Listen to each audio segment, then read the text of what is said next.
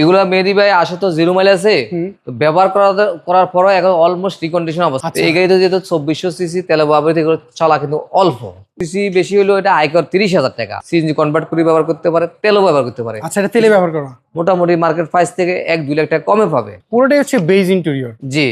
আচ্ছা, এবং সিটগুলো কি অরিজিনাল সিট না? এখন পর্যন্ত অরিজিনাল সিট অবস্থায় আছে, অরিজিনাল সিটে আছে। সেক্ষেত্রে তো মালিকানা কোনো ঝামেলা মালিকানা কোনো জটিলতা নাই, ইনস্টল ভাই একদিনে মালিকানা হয়ে যাবে। আসসালামু আলাইকুম, আশা করি সবাই ভালো আছেন। আপনারা অনেকে নোয়া কিংবা হায়েস একটু কম বাজেটের মধ্যে খুঁজছিলেন, আপনি তাদেরকে বলতে পারি নোয়া কিংবা হায়েসের পরবর্তী যদি কোনো গাড়ি কিনতে চান তাহলে H1 দেখতে পারেন 12 সিটের গাড়িতে।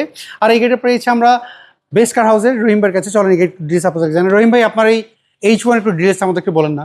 মেহেদি ভাই এটা 2015 মডেলের H1, 2016 সালের রেজিস্ট্রেশন, 2400 সিসি, তেলে ব্যবহৃত। আচ্ছা, এটার কন্ডিশন কি অবস্থা?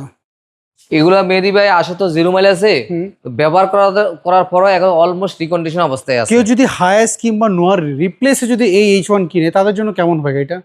একটা নোয়া হাইজ এগুলো কিনতে গেলে এখন আপনি দেখা যাচ্ছে এই মডেলের গাড়ি কিনতে গেলেও 20 লাখের অনেক উপরে লাগবে, তাও গাড়ি অনেক চলা থাকবে। এই গাড়িতে যেহেতু 2400 সিসি তেলে ব্যবহৃত চলা কিন্তু অল্প। আচ্ছা, যেহেতু ট্যাক্স হচ্ছে এগুলো মাত্র 30,000 টাকা। 30,000 টাকা আয়কর, সিসি বেশি হলেও এটা আয়কর 30,000 টাকা। আচ্ছা, তো যারা এটা অফিসিয়াল ব্যবহার করবে তারা এলপিজি করে ব্যবহার করতে পারে, সিএনজি কনভার্ট করে ব্যবহার করতে পারে, তেলও ব্যবহার করতে পারে। আচ্ছা, এটা তেলে ব্যবহার করা? তেলে এখন পর্যন্ত তেলে আছে, তেলেও ব্যবহার করতে পারে। এই গাড়িটা যারা নিবে তারা মোটামুটি মার্কেট প্রাইস থেকে 1-2 লাখ টাকা কমে পাবে। আচ্ছা, আমরা যদি কন্ডিশন যদি দেখি, কন্ডিশন কি অবস্থা গাড়িটা? এখন মেহেদি ভাই এগুলো হলো কোরিয়ান গাড়ি, এগুলা এসেবে আসছে। লাইট, গ্রিল, ব্যাকলাইট এগুলো 100% অরিজিনাল আছে, এগুলো কোনো ডুপ্লিকেট মাল হয় না। এখন যা আছে গাড়ির সাথে অরিজিনাল ইনস্টল করা আছে। আমরা যদি একটু ভেতর সাইডটা দেখি, এটা হচ্ছে পুরোটাই হচ্ছে বেজ ইন্টেরিয়র। জি।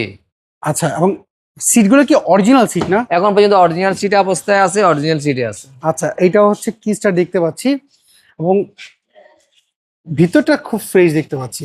আচ্ছা, এগুলো তো চাইলে কেউ হচ্ছে ভাড়ায় খাটাতে পারবে? এটা আপনি ভাড়া খাটাতে পারবে, তারপরে রেন্টে করতে পারবে, অফিসিয়াল ব্যবহার করতে পারবে, আবার মান্থলি ভাড়াও দিতে পারে। ভাই, এগুলোর প্রাইস কেমন চাচ্ছেন এই H1টার? এই H1টা প্রাইস চাচ্ছি 20,50,000 টাকা। আলাপনা সাপেক্ষে প্রাইস নিয়ে কথা বলা যাবে, এবং গাড়িটা আমার নামে। আচ্ছা, গাড়িটা আপনার নামেই রয়েছে? জি, আমার নামে আছে।